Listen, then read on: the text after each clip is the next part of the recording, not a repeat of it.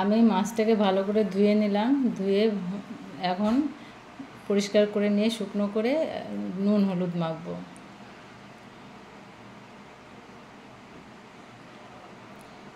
হলুদ দিয়ে দিলাম,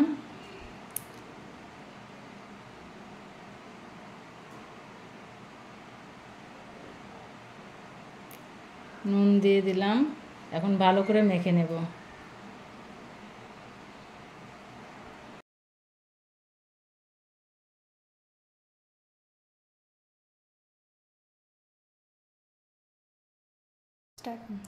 আমি এখন একটু সর্ষে, একটু পোস্ত, কাঁচা লঙ্কা কয়েকটা,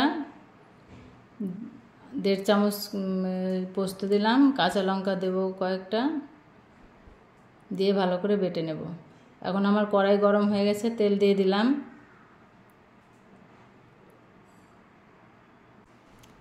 তেলটা গরম হয়ে গেছে, এখন মাছটাকে ভেজে নেব। আমি ভালো করে মাছটাকে ভেজে নিচ্ছি, তারপরে দেখাচ্ছি। এই ফাঁকে আমি মশলাটাকে বেটে নিই।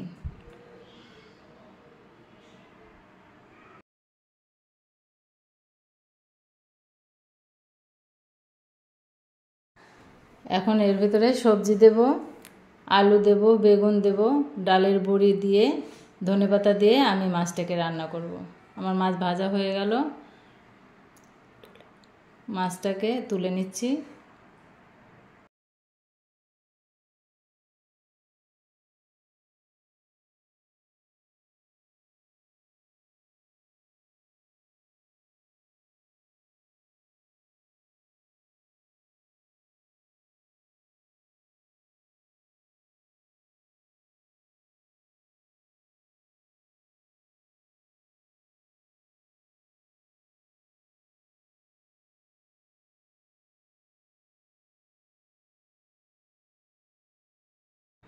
এখন আমি বড়িটাকে ভালো করে ভেজে নেব। এই কড়াইতেই আমি রান্না বসিয়ে দেব।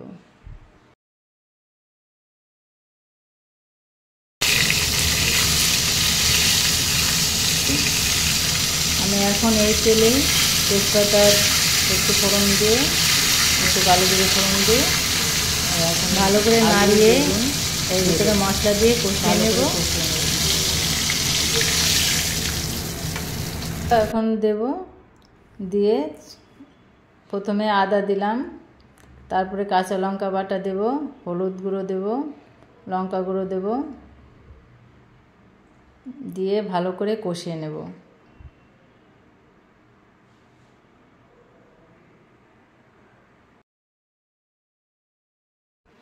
আমার কষানো কিছু হয়ে গেছে, এখন আমি লবণ দিয়ে দেব।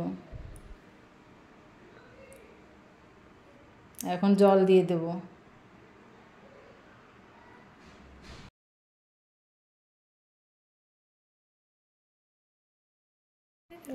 হ্যাঁ, জলটা একটু গরম হয়ে গেলে আমি মাছগুলো ছেড়ে দেব।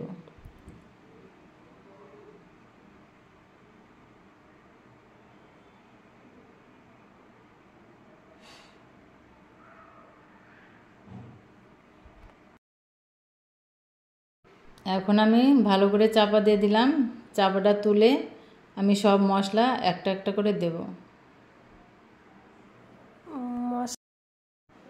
এখন আমি জিরে গুঁড়ো দিয়ে দেব। আমার জিরে বাড়িতেই মশলা করা, সেই জিরে ধনে দুটো একসঙ্গে বেটে রেখেছি।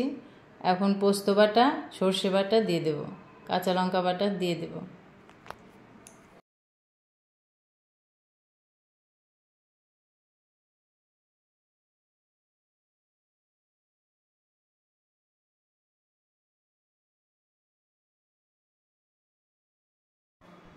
আমি কটা ধনেপাতা দিয়ে দিলাম, আর কয়েকটা কাঁচা লঙ্কা দিয়ে দেব, দিয়ে নামিয়ে ফেলবো, একটু ফুটিয়ে নামিয়ে ফেলবো।